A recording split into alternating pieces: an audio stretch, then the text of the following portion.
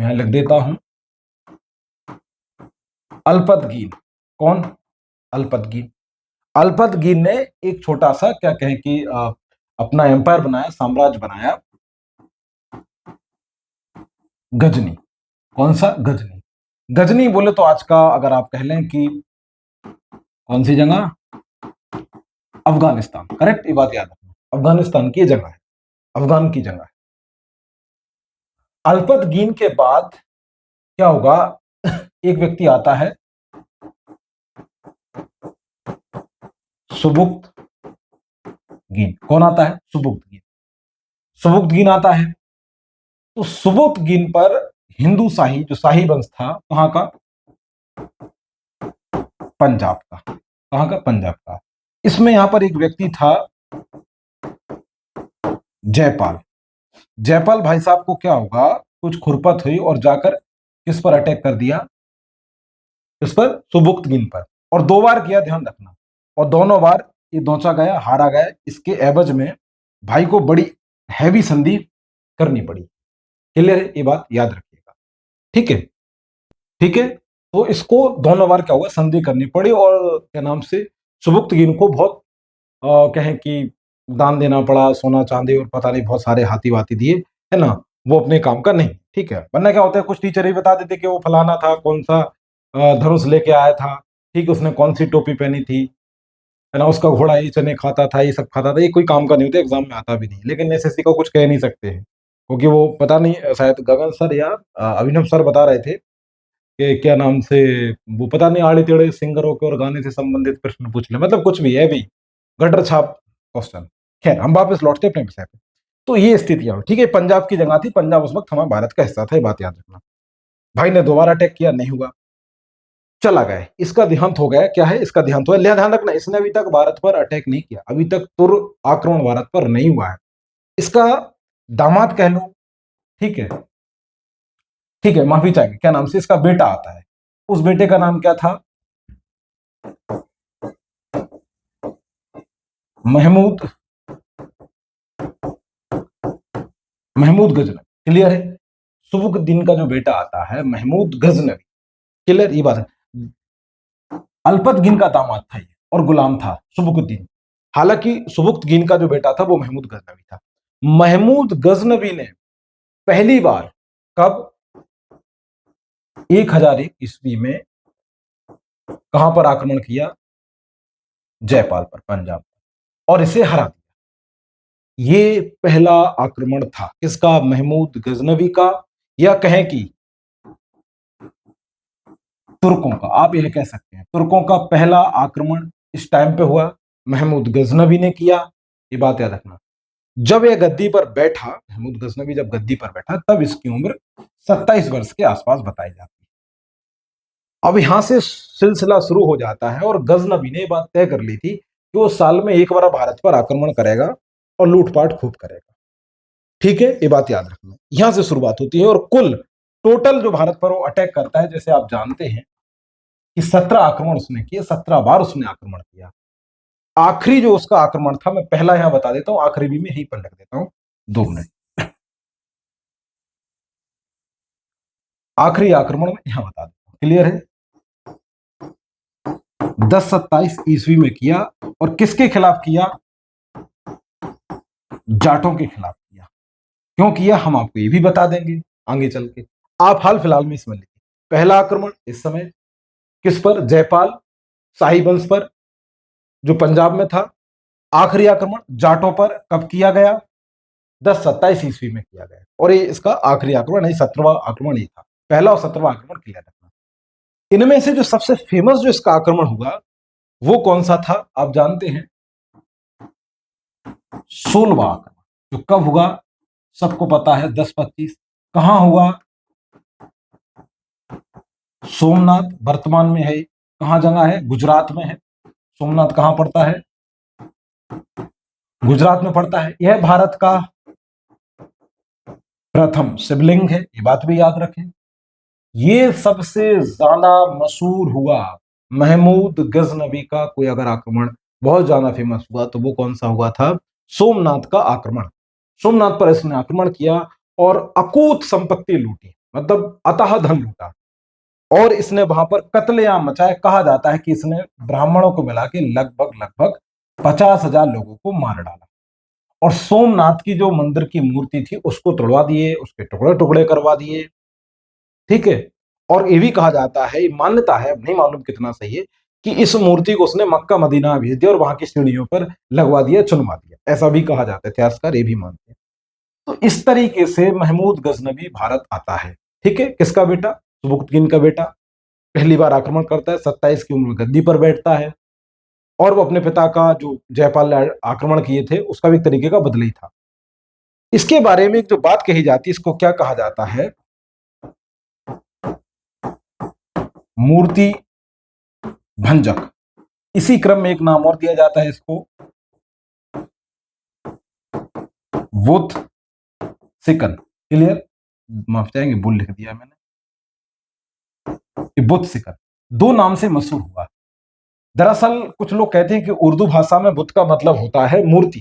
कुछ लोग ये कहते हैं कि बुद्ध शब्द से आया, वो अलग अलग माइथोलॉजी, ये बात याद रखना, अलग अलग थ्योरी है। तो इसे मूर्ति भंजक कहा गया क्योंकि इसने भारत में खूब मंदिर लूटे, तबीयत से लूटे। इसने, जैसे मैंने कहा कि सोमनाथ की लूट बड़ी प्रसिद्ध है, बड़ी फेमस है गजनबी की, लेकिन इसने मथुरा में भी बहुत मंदिर लूटे। इसने कलिंजर को भी लूटा, ये बात याद रखना। ठीक है। इसने जो मध्य प्रदेश का जो बुंदेलखंड वाला इलाका है वहां पर भी इसने आक्रमण किया। लेकिन हर बार ये करता क्या? आता, लूटता और चला जाता। ये भारत में नहीं रुकता, ध्यान रखना। क्योंकि जब इसने, मैं एक चीज यहां पर समझा दूं आपको, जब ये भाई साहब गजनबी सोमनाथ पर अटैक करके बहुत सारा, और कई लोग बताते हैं कि 20 लाख रुपए के आसपास, मतलब आज तो ये रकम करोड़ों रुपए होगी, है ना, ऐसे इतनी रकम यहां से लूट के लेके गया।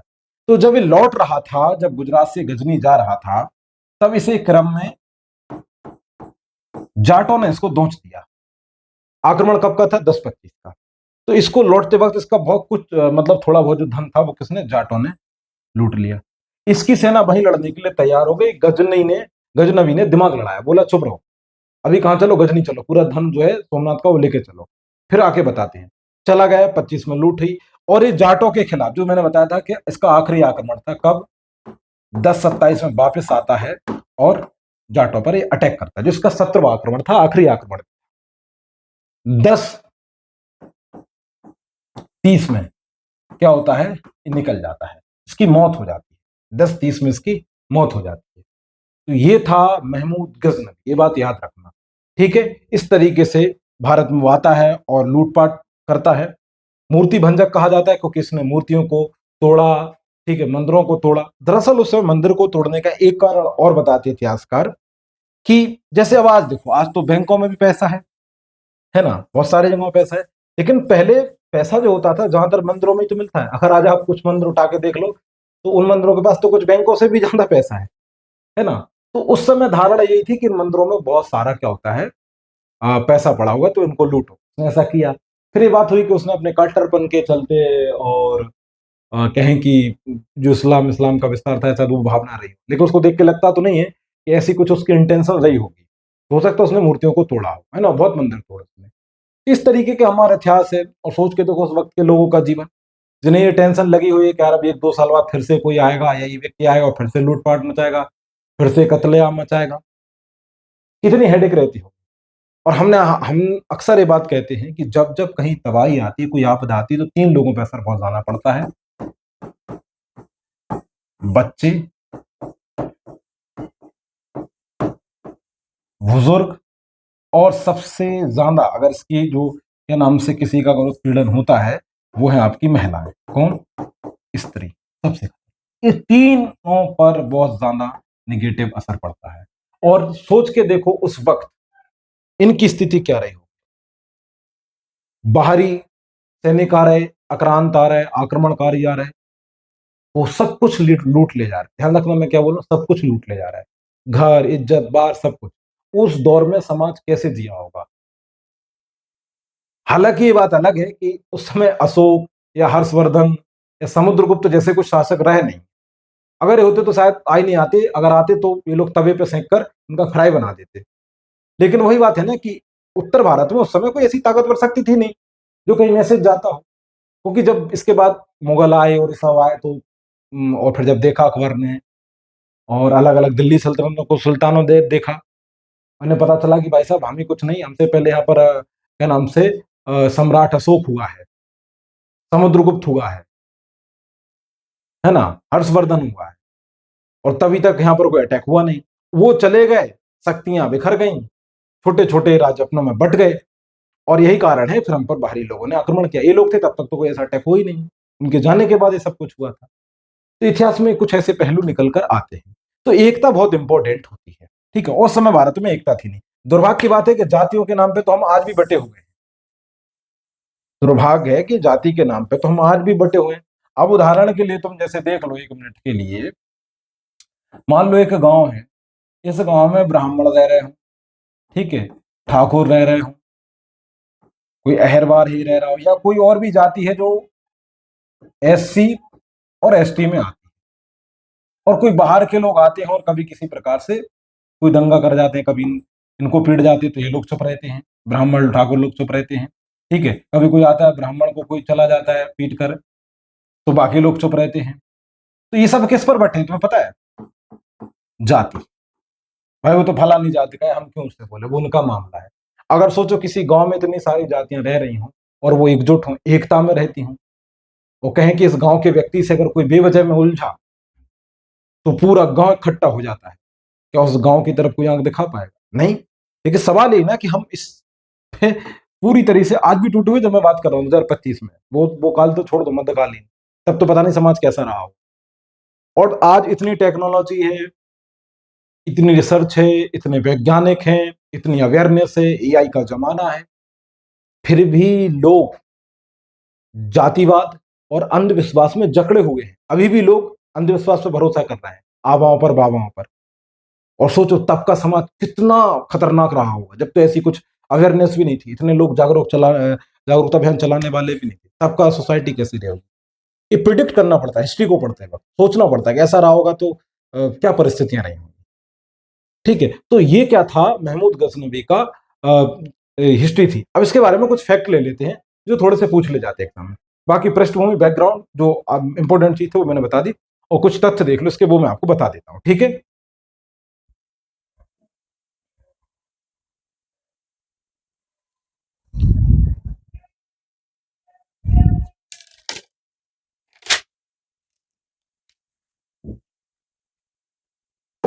अब इसके कुछ फैक्ट ले लो जो मैंने पहले बोला कि मैं अपने नोट से दिखा देता हूँ, ठीक है, क्योंकि वो लिखाने जरूरी होते हैं, फैक्ट्स इसमें याद नहीं रह जाते हैं।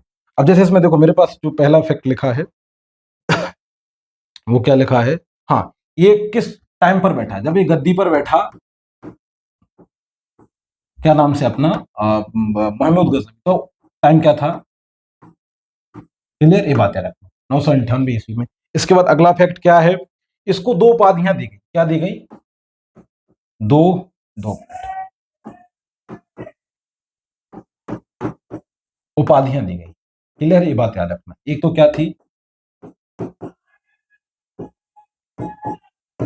यामिनी उद दौला, करेक्ट। अगली उपाधि क्या थी, यामिनी उद मिल्ला, करेक्ट। ये उसको दो उपाधियां दी गई थी। किसके द्वारा दी गई थी, मैं आपको एक चीज ये भी बता दूं, तो ये जो दी गई थी आपको, 2 मिनट, वगदाद खलीफा के द्वारा दी गई थी, है ना, खलीफा के द्वारा यह प्रदान की गई थी, बात याद रखना। इसको ये दो उपाधियां दी गई थी। यह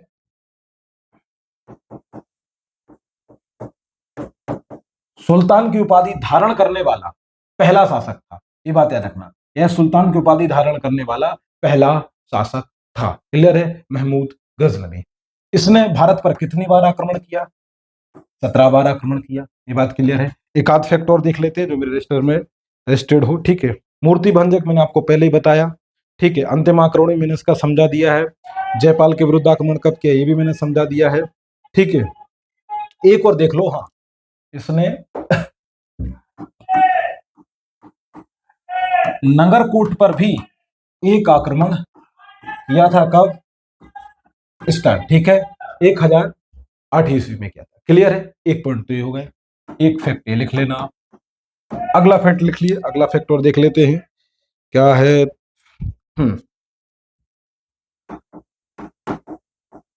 थानेश्वर में इसने क्या होगा, चक्र स्वामिन की मूर्ति को अपनी रंगभूमि में भिजवा दिया। ये बात याद रखना, थानेश्वर से मूर्ति मिली थी, चक्र स्वामिन की मूर्ति। क्लियर है? ये भी एक फैक्ट है, ये बात याद रखिएगा। इसके बाद और क्या है इसके लेकर फैक्ट है, मैंने बता दिया कि जो सोमनाथ है वो पहला ज्योतिर्लिंग है, 12 ज्योतिर्लिंगों में से एक। इसकी मौत कब हो जाती है? 1030 में, मैंने भी ये भी लिखवा दिया है। ये पहला सुल्तान था। हाँ, ये याद रख लो। इसकी सेना में भली इतना कहें कि क्रूर या कहें कि इस टाइप का शासक था, लेकिन इसकी सेना में कुछ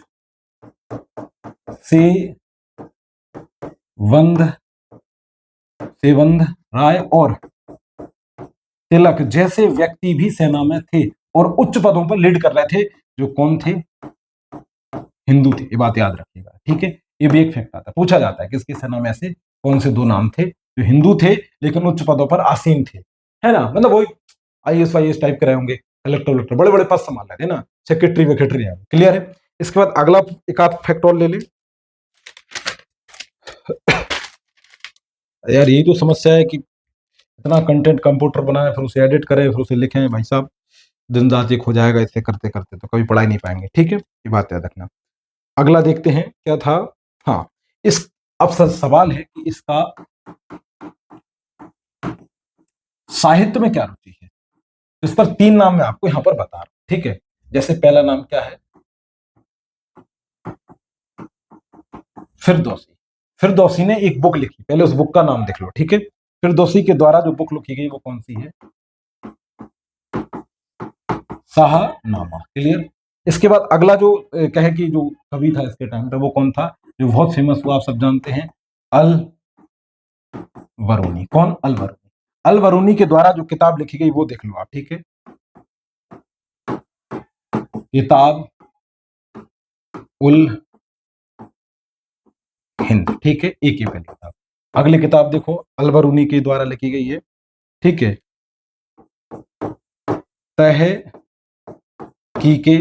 तहकीके। इसके बाद अगला जो मैं लिख रहा हूं कवि थे उत्वी। उत्वी की बुक देखो आप, उत्वी की बुक का नाम क्या था? हाँ, यामनेश्वरी। इसने अपने साम्राज्य पर ही लिख दी थी यहाँ पे। क्योंकि ध्यान रखना, गजनी वंश को या गजनवी वंश को यामनी वंश भी कहा जाता था। और यामनी नामक जो ग्रंथ लिखा था वो किस साहित्यकार ने लिखा था? उत्वी ने, ठीक है। अल बरूनी ने कौन सा लिखा था? किताब उल हिंद, ठीक है, और तहकीके। इसका फिरदौसी ने शाहनामा लिखी थी। बात देखना, इसके दरबार में कुछ साहित्यकार थे, ठीक है, जिनको ये संरक्षण दे रहा था। मतलब ये बात कह सकते हैं कि थोड़ी बहुत इसकी लिटरेचर में भी इंटरेस्ट रही होगी। क्लियर है?